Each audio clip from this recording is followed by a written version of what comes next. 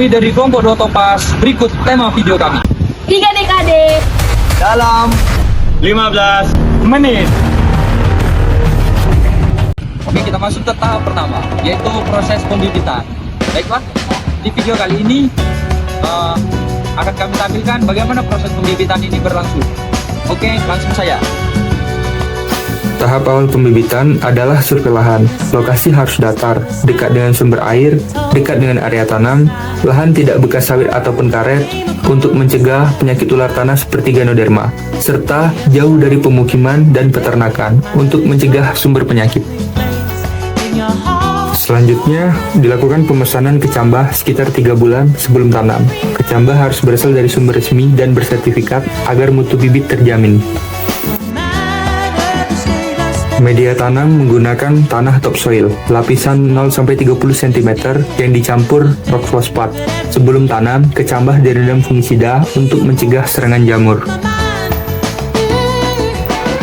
Kemudian dibuat bedengan dan naungan dengan paranet 60%. Naungan berfungsi melindungi bibit dari cahaya matahari berlebih. Bambu bedengan diberi disinfektan untuk mencegah penyakit. Media tanam kemudian dimasukkan ke dalam polybag kecil berukuran 14x20 cm. Jenis tanah yang digunakan adalah tanah vertisol yang dicampur dengan rock fosfat. Media harus dalam kondisi gembur, bersih, dan tidak bercampur akar atau gulma, agar pertumbuhan akar tidak terganggu. Penanaman kecambah dilakukan dengan posisi akar menghadap ke bawah dan tunas menghadap ke atas. Tujuan penanaman dengan posisi yang benar adalah agar pertumbuhan akar dan tunas dapat berjalan secara normal. Pada fase pre-nursery, bibit disiram 500 ml per bibit 2 kali sehari, kecuali jika curah hujan melebihi 8 mm. Penyiraman bertujuan menjaga kelembapan media dan mencegah stres bibit. Pemupukan dilakukan menggunakan pupuk NPK majemuk, misalnya NPK 15-15-64, dengan dosis sekitar 2,5 gram per bibit per minggu, untuk mendukung pertumbuhan akar dan daun. Selama fase ini, dilakukan seleksi bibit sebanyak 3 kali. Bibit yang diseleksi meliputi bibit double tone dengan 2 tunas, serta bibit yang terserang hama dan penyakit seperti daun rusak, bercak daun, dan antraknose. Bibit tidak normal dipisahkan atau diapkir. Penyiangan gulma dilakukan rutin agar tidak terjadi persaingan unsur hara. Pada fase nursery, penyiraman ditingkatkan menjadi 1 liter per bibit 2 kali sehari, disesuaikan dengan kondisi cuaca. Pemupukan menggunakan pupuk NPK MG, misalnya 12-12-17-2, untuk mendukung pertumbuhan vegetatif. Seleksi bibit dilakukan 4 kali pada umur 4, 6, 8, dan 12 bulan. Penyiangan gulma dilakukan 2 kali sebulan, disertai konsolidasi tanah untuk menutup akar terbuka dan menjaga kestabilan bibit. Metode pembibitan ada 2 tahap dan 1 tahap. 1 tahap yaitu single stage dan 2 tahap adalah metode tanam double stage. Ini contoh pengendalian hama secara hayati, yaitu dengan menggunakan turnera subulata untuk menarik agen hayati ke sekitar pembibitan. Pembibitan done. tinggal sama Ustaz. Oke, baik, selanjutnya kita beralih ke tahap kedua. Apa itu, Bli? Pemeliharaan TBM dan TM. Nah, tanpa berlama-lama, mari kita saksikan videonya. Kegiatan pertama dalam pemeliharaan tanaman belum menghasilkan atau TBM adalah kastrasi. Kastrasi merupakan kegiatan pembuangan organ generatif, yaitu bunga jantan dan bunga betina, untuk mendorong pertumbuhan organ vegetatif tanaman seperti akar, batang, dan daun. Pada video berikut akan ditampilkan pelaksanaan kegiatan kastrasi. Kriteria kastrasi yang baik adalah membuang bunga yang belum berkembang menjadi bunga jantan maupun bunga betina. Namun, apabila bunga sudah terbentuk, tetap harus dilakukan pembuangan agar tujuan kastrasi dapat tercapai secara optimal. Kegiatan selanjutnya adalah sanitasi dan pruning. Sanitasi merupakan kegiatan pembersihan areal di sekitar pokok kelapa sawit, khususnya pada fase tanaman belum menghasilkan atau TBM. Pada fase ini, pokok harus bersih dari gulma, sampah, dan pelepah kering. Area piringan harus dijaga dalam kondisi steril untuk mencegah terjadinya kompetisi unsur hara dan air, serta mengurangi risiko serangan hama dan penyakit. Sementara itu, pada fase tanaman menghasilkan TM, dilakukan kegiatan pruning. Pruning merupakan kegiatan pembuangan pelepah yang sengklek, berwarna kuning, atau sudah kering. Jumlah pelepah yang ideal pada tanaman menghasilkan adalah sekitar 48-56 pelepah. Jumlah pelepah yang ideal sangat penting untuk menunjang proses fotosintesis secara optimal dan mendukung peningkatan produksi tandan buah segar atau TBS. Kegiatan selanjutnya adalah Lab Sampling Unit atau LSU, pengambilan sampel daun pada pelepah ke-17. Pelepah ke-17 dipilih karena telah cukup matang sehingga kandungan unsur haranya relatif stabil, namun belum terlalu tua sehingga masih aktif secara fisiologis. Cara pelaksanaannya diawali dengan menentukan arah spiral susunan pelepah. Selanjutnya perhitungan dimulai dari pelepah termuda yang telah membuka sempurna.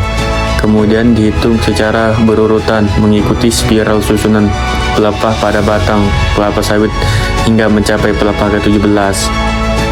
Setelah pelepah ke-17 ditemukan, bagian yang diambil sebagai sampel adalah anak daun, leaf yang terletak di bagian tengah pelepah, yaitu pada bagian ekor kuda yang ditandai dengan berakhirnya bidang datar. Jumlah anak daun yang diambil sebanyak 4 helai, terdiri atas bagian atas dan bawah pada sisi kanan dan kiri pelepah. Bagian daun yang digunakan adalah bagian tengah dengan panjang sekitar 20-30 cm.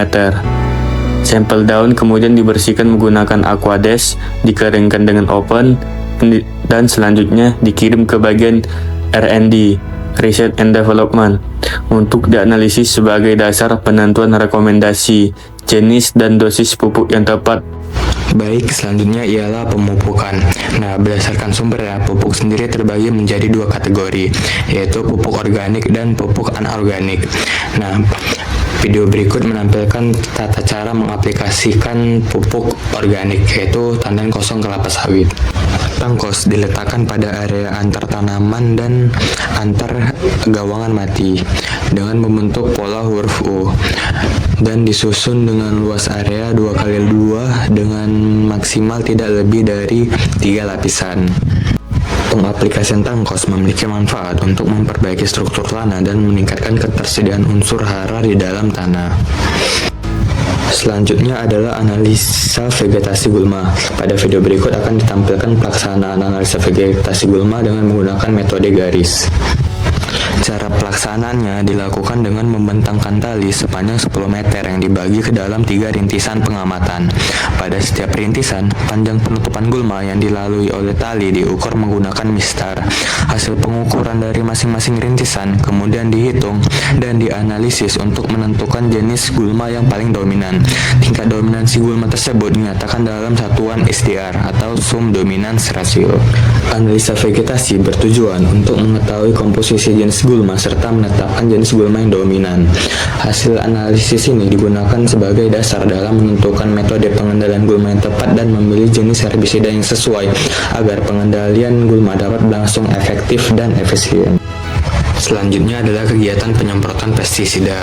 Nah, sebelum melakukan kegiatan penyemprotan, setiap pekerja wajib menggunakan APD secara lengkap untuk menjamin keselamatan dan keamanan selama kegiatan berlangsung.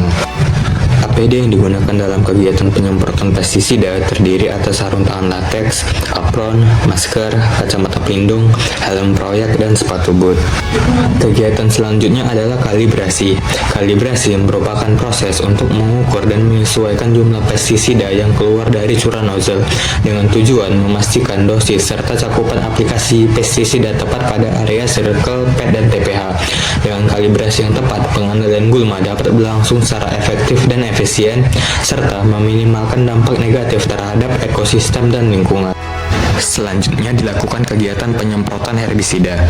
Penyemprotan dilaksanakan pada pagi hari karena pada waktu tersebut stomata tanaman umumnya dalam kondisi terbuka, sehingga penyerapan herbisida dapat berlangsung lebih optimal. Penyemprotan dilakukan pada area circle, pad, dan TPH. Penyemprotan dilakukan dengan membentuk pola angka 8 dengan posisi nozzle berada setinggi lutut dan diayunkan ke kanan dan ke kiri secara teratur. Teknik penyemprotan ini bertujuan agar seluruh gulma yang berada di area circle, pad, dan TPH dapat terkena larutan herbisida secara merata. Pemeliharaan TBM TM Down! Oke, baik, selanjutnya kita ke tahap penting dalam bisnis kelapa sawit, yaitu panen dan pengangkutan. Tanpa berlama-lama, kita langsung ke videonya. Persiapan panen. Yang pertama, penggunaan APD yang meliputi helm, kacamata, sarung tangan, sepatu boot, dan sarung egrek. Untuk alat panen yaitu gancu, parang, ember, dan egrek. Tahap selanjutnya, penentuan kriteria matang buah, yaitu apabila terdapat 5 hingga 10 butir berondolan di sekitar piringan. Tahap selanjutnya, kita masuk ke pemotongan TBS, di mana pemotongan TBS ini kita harus memperhatikan umur tanaman.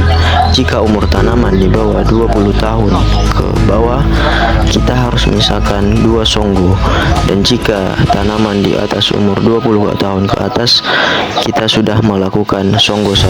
Pelepah kita potong menjadi 3 bagian dan lalu mengangkatnya ke gawangan mati. Namun setelah pelepah disusun di gawangan mati, lalu kita lanjut untuk memotong tandan buah segar, dan setelah buah jatuh, brondolan dikutip lalu disusun ke TPH. Lalu buah diangkut ke TPH dengan menggunakan alat gancu maupun angkong. Setelah buah sampai ke TPH, tangkai buah menghadap jalan untuk memudahkan penghitungan buah. Tangkai buah dipotong berbentuk cangkang kodok atau berbentuk V, tertulis dengan identitas pemanen.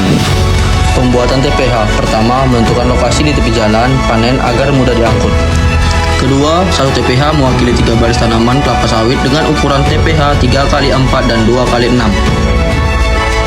Dan yang ketiga, membersihkan area dari gulma, pelepah, kotoran, dan meratakan mengadatkan tanah supaya tidak becek. Yang keempat, membuat parit agar tidak tergenang di TPH dengan tujuan TBS-nya masih bagus dan kualitasnya.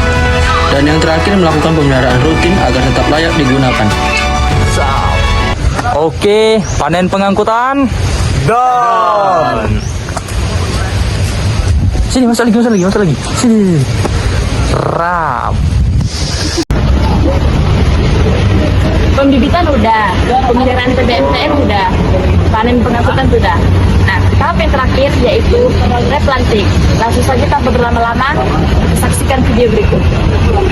Replanting kelapa sawit merupakan kegiatan peremajaan tanaman sawit pada kebun atau hutan yang telah berumur 25 tahun ke atas. Secara teknis, replanting adalah upaya pengembangan perkebunan dengan melakukan pergantian tanaman tua atau tidak produktif dengan tanaman baru, baik secara keseluruhan maupun secara bertahap. Nah, kapan sih replanting perlu dilakukan? Yaitu pada usia tanaman melebihi 25 tahun dan produktivitas tanaman buah segarnya sangat rendah, kurang dari 10 ton per hektar per tahunnya. Navigasi Avenja Maps. Navigasi lapangan merupakan bagian penting dalam kegiatan pemetaan dan monitoring. Salah satu aplikasi yang digunakan adalah Avenja Map, yaitu aplikasi digital pemetaan yang termasuk dalam Sistem Informasi Geospasial atau GIS. Avenja Maps digunakan untuk membantu navigasi di lapangan dengan memanfaatkan peta digital berbasis koordinat. Melalui aplikasi ini, penggunaan dapat membuat titik atau poin untuk menandai lokasi tertentu seperti objek pengamatan atau batas area kerja. Selain itu, Avenja Map juga dapat digunakan untuk membuat poligon guna menggambar batas suatu area serta melakukan tracking untuk merekam jalur perjalanan seperti jalur pendakian gunung atau rute survei lapangan. Dengan dukungan GPS pada perangkat Avenja Maps mampu menampilkan posisi penggunaan secara real time sehingga memudahkan proses navigasi, pencatatan data spasial, dan dokumentasi lapangan secara lebih akurat dan efisien. Replanting. Oke. Ada pilih.